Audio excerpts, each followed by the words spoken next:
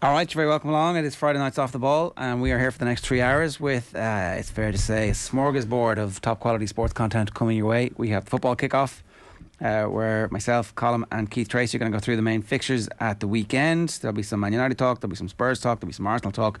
We might even get to Frank Lampard and the comedy scene that is Chelsea at the moment. We'll also talk hurling with Anthony Nash and preview all the weekend's big games. Before that, I'm going to say hello to Arthur and Mick. Gentlemen, good evening. How's things, Ger? Enemies for the weekend, Ger. Are we? Well, me and Arthur, Yeah, okay. So Limerick versus Clare. Clare not feeling that good about life, or else feeling like, actually, you know what? It's on the knife edge. I don't know what everyone thought. I actually haven't thought about this game at all. I haven't talked about this game at all. But like, Clare did loads of things really, really well. And if you don't throw in 3 goals early in the game, what happens? But look, we'll worry about that. Limerick are Limerick, though. That's the problem. You go to the Gaelic grounds as your response to throwing in 3 goals and losing a high-scoring game to Tipperary and Ennis. It's not ideal, really, is it? Well, that was it last week, wasn't it? Was it last Friday? Nobody comes to Ennis and gets an easy result. They just got 3 quick goals. Yeah, it was pointed out to me immediately after that Tipperary had done that in 2019, come to Ennis and had a runaway victory. Yeah. Sure, look, why let the facts get in the way of what our long-held... I'd just forgotten about it. Commonly held, wide-held beliefs.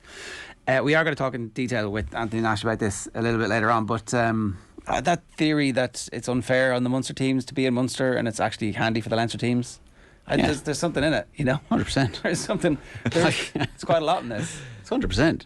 It couldn't be more difficult. Like, if you think of the 2 teams that whoever will go out, we've not seen Cork yet, so it's probably unfair to judge. But like, 2 of Clare, Limerick, Waterford, Cork and Tip gone. Whereas, and they'll be better than Dublin, Wexford and Antrim, but it's just the way it is. It's that in an ideal world, if hurling is growing in the way people want it to, then this doesn't last forever. And Wexford and Dublin are, at least, if not also Antrim, are at a level that they can get to that is competitive with Munster. And fair enough, maybe it's always going to be a little bit deeper, but we're just at a point at the moment which I think is maybe not an anomaly, but it's slighter. Where Galway and Kilkenny are so far ahead that this match doesn't matter at the weekend. The thing that gets me is that it's actually, so obviously the Munster counties want to keep the Munster Championship because they think it's great, but it's punishing themselves for their own success. It's a little bit like the Ulster counties. No, we're going to keep the Ulster Championship because it's really, really important to us. But by the time we get over the line, we are completely bollocksed from pucking the heads off each other with suspensions and injuries. And I just think, sometimes everybody needs a little bit of an intervention. And what though? Just have a league, have two random groups that are seeded. It's just the league, like then, could do that. But is there not something in rivalries and the same matches happening every year? Play them at the start of the year. Then you have a glorious period, a festival of sport, and at the end of that, there's titles given out, and then after that, you give out the main title of the year that everybody cares about the most. Okay, but so you're talking about from a point of view of the Munster teams, right? As a fan of the game, are we not better off having one deadly competition, which every game matters in, and if the other one is a little bit, pointless, then so be it, because we have this Munster Championship every year, and then that's an amazing way to enjoy. I just don't think hurling. It's fair on the teams who finish 4th and 5th, because there could well be a period where that's the 4th and 5th best teams in the country. If Kilkenny were to come off at all, there's no guarantee. I know, but in a 5-team tournament, if you're not finishing in the top 3, gee, why where are you going? Do you know what I mean? You're going on to the next round, so you could you're not finishing in the top 3, right? The difference between 3rd and 5th could be a hair's breadth, and then you can go on a run. Yeah, really easily. I don't know. Anyway, we're not going to solve this tonight. Everyone can't win the All Ireland. No, I'm not saying everybody should be able to win the All Ireland. I'm saying that there should be a fair and equitable route to the bit where you decide who's going to win it, as opposed to ushering Kilkenny and Galway as it stands now through to All-Ireland quarterfinals and semi-finals in one stage. So what you're saying is that Limerick's achievements are all the more remarkable. I mean, they are. I was going to say, like a Limerick. For having come out of this hellhole and deliver. They are for sure. Hurling, it's anyone's game. This season, Bord Gáis Energy is launching a new competition to uncover personal stories from across the country celebrating diversity and inclusion within the game. Each week throughout the championship, listeners to Off the Ball and the Hurling Pod will be invited to share their It's Anyone's Game story by WhatsApp. The competition runs from 24th of April to the 20th of July. Weekly prizes include match tickets and signed jerseys. One overall prize of much coveted All-Ireland final tickets. To enter, just WhatsApp 086 78 69 64 2 by text message or voice note to enter your share us your hurling story and why you believe hurling is anyone's game. For full competition details, visit boardgoshenergy.ie/home/BGE-GAA. Eamon O'Shea's column in the Examiner today talking about the games not having just enough chance to breathe at the moment. They're coming too thick and fast, week on week on week, and it's just a little bit helter-skelter. And wouldn't it be better if it was all spread out a little bit? Well, Limerick, after Saturday, don't play for 3 weeks. Which seems... For instance. That's a slight anomaly, though, isn't it? Because they've got their gap week leading into the gap week. So it's just... Explain to me, what's the extra gap week? There's a week off. Well, every county will have a week off in Munster because there's only the 5 teams. Yeah. But then there's also a week off for separately the championship. Yeah. To let the football take over again. Yeah. Well, just I don't know why they have it. I suppose just to give the likes of Cork a break, or else Cork could be... It's to avoid 3 weeks in a row. For anybody. Yeah. I don't like. There's kind of things like this. There's always should be. It's a good positive thing to sort of engage possible changes, but at the same time, like, what I don't know what people want. Like, I guess people want more time to talk about things and to like have more time to build up. It felt a little bit like the championship arrived last week without the usual fanfare, and there wasn't as many of those pre-tournament press days, it seemed, where people would start talking about stuff. And certainly it seemed a little bit like the hurling got swamped by the football, and it hasn't really started yet. The football, the level of good quality evenly matched sides in the round robin series in football in both competitions, I think is going to be the main story of the summer, and it's going to soak up all of the GA correspondents' time. Did you think the football got the hurling got swamped last week? I thought it was the opposite. I thought, well, in some ways, yeah, I don't know. I thought maybe it depends what you're looking for and looking at as well. But I thought the hurling kind of set things alive a little bit last week, and then I'm like, God, I don't know if I knew enough about Offaly beating Meath, or even like the down game. I thought got absolutely no coverage whatsoever. In terms of like front, back page, whatever conversation, as opposed to like it's all there, everything is covered, but it's how much is like hitting you in the face. Colin O'Rourke was on all the back pages, though. I thought it definitely was. It's the big result, though, I suppose, wasn't it? Like, what I mean is, as it was happening. Well, let's start this talking point now, and we can come back to it later on in the summer and see how it evolves. I think there's I certainly am buying what Eamon O'Shea is selling. Generally, that's one of my rules in life, anyway. But. You don't go quite wrong. I don't know what the solution is. What is the alternative? I don't know. I don't think you have to have an alternative straight away. I think you can start diagnosing issues and thinking about them for a while and gestating on them and coming up with a solution. I think that's where the good solutions come from, as opposed to it feels a little bit like everything is fast. The other thing I did think was that the ball wasn't flying as far as it should be in the Munster Hurling Championship last week, because the weather, even though the weather wasn't as bad as it had been, and it was slightly better in Munster than it was in Dublin. Yeah, Saturday was so bad. It was cold. Like, it was, there was a bit of warmth in the sun on the pitch if you were standing on the pitch, but like, it's still cold. It was still 12 or 13 degrees. These games are summer games. The best games of hurling ever have all been in summertime or in September, when the weather is still really good. It's summer weather in Ireland. And it didn't feel summery last week. It feels like we're just going in circles, though. If we come back, then it's like, well, okay, you want to push it further on, then. But it comes in, but then it just comes back to the club and county thing. Because that's the ultimate that's the reason we're here doing this now. Yeah. So like, and you can't, so if you push it forward, grand, you just have club games happening again in kind of the muck and rain of November, December. Yeah. And so I don't know what, like, there's only 12 months in the year. We're Sisyphus pushing the rock up the hill. As Colin O'Rourke used to love using his column. We have no choice. There's 15 games on last weekend across both codes, as they say in the GA, right? That's a lot. It's a lot to get your head around. It's a lot to pay attention to. It's impossible to build up to. It's impossible to analyse on the back of it. What also then happens is, like, for example, as a Clare fan, like, you play that game against Tipperary last week. That's the start of the championship.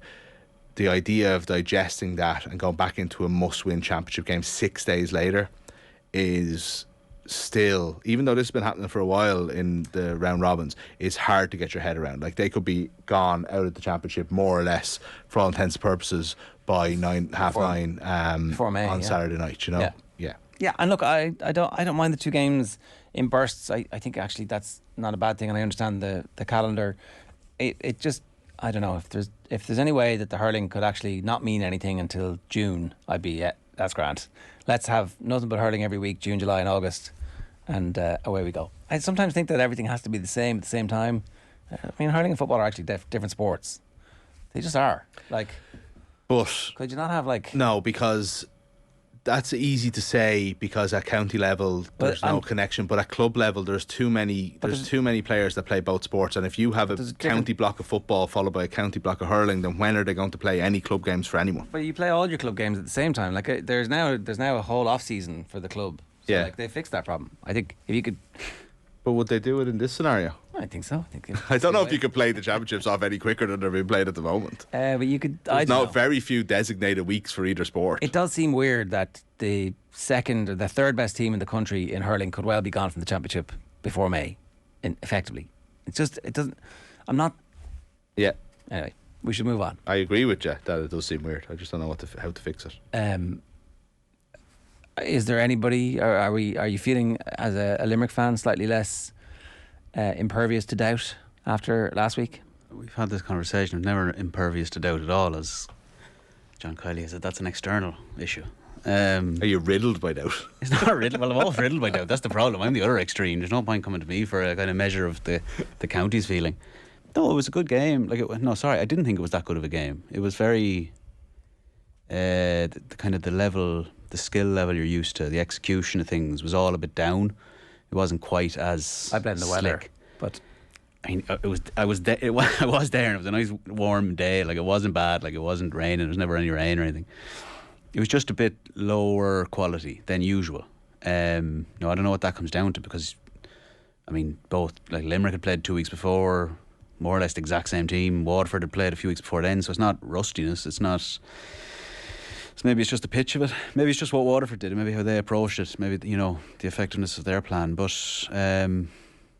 no, I don't think. I think it's in much the same way as you were talking with Anthony, like, about how teams will approach Limerick differently, perhaps, or come up with a specific plan for Limerick. I think that probably lends itself to fairly distinct games each time. So I don't know what Clare are going to do this weekend, and those matches have been tight the last few years, so maybe it's a repeat of that, but I don't know. I'm not sure what happens. One of the lads in the hurling pod was making the point about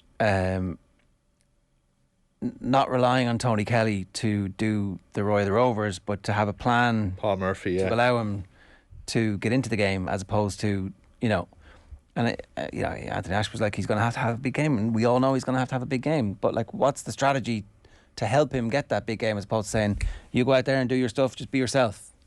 Now, weirdly, I'm going to preface this by saying he could do this against Limerick, because Limerick aren't, and they haven't against Tony Kelly in the past, just stuck the man on him in the way that Butler or Barrett or Damien Reck did, right? So that could bode well for Kelly this weekend. Limerick will trust themselves to have enough. But Paul Murphy was brilliant in his analysis of how Tony... Because I'm watching that game on Sunday thinking, this is an indictment of Lohan, indictment of Clare hurling. It's probably an indictment of Kelly himself, that such a talented player can let games bypass him so regularly. And it's not that it happens all the time, but it happens sometimes, which is too much for someone that good. And they need to figure out a way of doing it. And I thought Paul's point was so good, in that, like, you know, he doesn't need to do everything from conception to delivery. I don't know, it's a weird analogy I'm using, but you know what I mean. He doesn't need to be involved in every single thing. He can be there. They can make plays for him. Why not do it that way? He will overcome a man marker if he is literally just put into a one-on-one position where he has the ball or he's coming onto the ball. But they haven't been doing it. Now, don't get me wrong, Aidan McCarthy's performance at the weekend, trying to, though, right? A lot of that is to do with the fact that Kelly's not involved in the game and has a lot of attention on him. Likewise, some of the other forwards. You know, like that is a thing that happens. Kelly, of course. Well, he's trying to. Like, I mean, you saw that. Like, you know, he went for goal when it was no chance of it on, out of like desperation in the first half. Or is last week. Is this just a problem with some of the coaching that's going on in GA at the moment? Like, 'cause the football pod had a very similar conversation about Shane Walsh, although you'd have to argue that Tony Kelly has hit higher heights than Shane Walsh had ever done up to last season in the All-Ireland final. Like, you know, obviously he was hurler of the year and won All-Ireland in his first season. Was his first season? Second? Was it? Had he played? He played in 12, yeah. Right. But yeah, he was 18 and 12, 19 so his first season as a starter, yeah. And maybe we just have this kind of, you'll be grand if you know, let them free. Like, I don't know. Well, you look at the way his counterpart, and not bring everything back to Limerick, but if you're looking at a system that works, his counterpart would be Keane Lynch, who's extremely ingrained within that system. Like, there's flourishes of brilliance. Now, you look last weekend, Waterford does shut that down completely. Lynch was pretty ineffective and didn't really have any presence in the game. So if you do try to systemize someone like Tony Kelly, say, I think you run the risk of doing that. Though. Isn't Kelly more a finisher, really? If you were to and actually they could play together, for example. I'm sure. Yeah, no, I'm sure they could, and it's a crude enough kind of analogy. But if you're looking at just pure kind of your talismanic type figure somewhere in that half forward line, that it's like there's like for like in that, like, you know what I mean. It's not going to be an exact thing. There's things Kelly does that no one does. Yeah. But I don't know if my kind of thing on this would be he's there quite a long time, and kind of like as sort of brilliant an analyst as sort of Paul Murphy would be, like these Clare lads who'll be working with him for the last, you know, someone continuously working for the last 10 years, someone surely would have tried it, or surely would have clocked it, that like we're not really getting anywhere with this. It doesn't really. They are getting places, I suppose. You know, like sort of. They've not won anything. Like, yeah, but they were close last year, and maybe that's the thing. They might not be good enough to though. win anything, though. You lull yourself into this sense of like actually, and you know, and maybe. But I thought Clare, like, they didn't perform in the All Ireland semi-final. Don't get me wrong, absolutely dreadful display. That wasn't fulfilling their potential. But I think semi-final level was close enough to fulfilling their potential last year in general. You know, like. Yeah, again, it's like, it comes back to it. Like, everybody can't win the All Ireland, so like things have been. Tony Kelly's won 3 All Stars in a row, having not won one since 2013. Before that, you know what I mean? Like, it's not as if this has been a major problem. It's becoming one, because I think Mikey Butler in particular kind of like figured out the way to negate him, and now Clare need to figure out a way to unnegate him. You know, what age is he? He's 29. Yeah, just turned 29. Him and Shane O'Donnell are about 29. Which is an incredible thing and makes me feel old. Is there a sadness there? Sadness. He's going to have 3 brilliant years, 4 brilliant years. You know what I mean? Like, there's like, because I remember from 2013, like, it was like, yeah, I know, like, no one ever said. Sure, they won it. No, I know, but I mean, thereafter. What was it, like 4 or 5? Was it 3 or 4 years till they got back to Croke Park? But last year's last year's Munster final, no one could be sad after that. Of course you can be sad. No, but you're not sad. You're not sad because something has been unfulfilled. You're talking about a tristesse. You know, you're talking about like some kind of regret. I'd say they have regrets. They do. But like, I know that for a fact. But not unfulfillment. Not that they didn't fulfill. Well, it's like they didn't go toe to toe with the greatest team of all time. They do, but then it's like, I would think the regret would come into the next fact where they get past Wexford and then just get whatever happens malfunction against Kilkenny, and it's like, what was that for? what you know what I mean? Did you listen to Yanis in his post match? Oh yeah, it was good. Right, yeah. Well, that's kind of that'd be my answer to it. You know, you wouldn't be every talking year about isn't a failure because you lose the last game. You know, but you would, and you wouldn't even be bringing that up if they weren't so obscenely talented. You're like, it's just like Tony Kelly. If Tony Kelly ends with 1 All Ireland, it's probably just, yeah. But it's such a team game, Arthur. Like, there's players there that are reaching their potential and doing very, very well. Like, and it's so admirable. But there's players there who are, you know, doing so well to be county senior players, and getting every last ounce out of their talent. Yeah, you know, like Clare don't have that, you know, 30 player deep, super talented level that like you would expect the Kilkenny to have, or that Limerick currently have, you know. Right. It just doesn't exist. Anyway. Gotta go. We gotta go. They'll beat Limerick now tomorrow, and we'll all talk about it. You'll obviously be happy if that does happen. I will have no opinion one way or another. Well, at least they'll be alive again still in the championship, so I guess that's good. And we'll get to see Limerick respond. They can still go through if they win 2 games after. I know. It's very, very difficult. It's tough, yeah. But who are, that thing came out before last week's game, most successful county in the round robin in Munster? Clare. Right. Time for the Hurling Pod.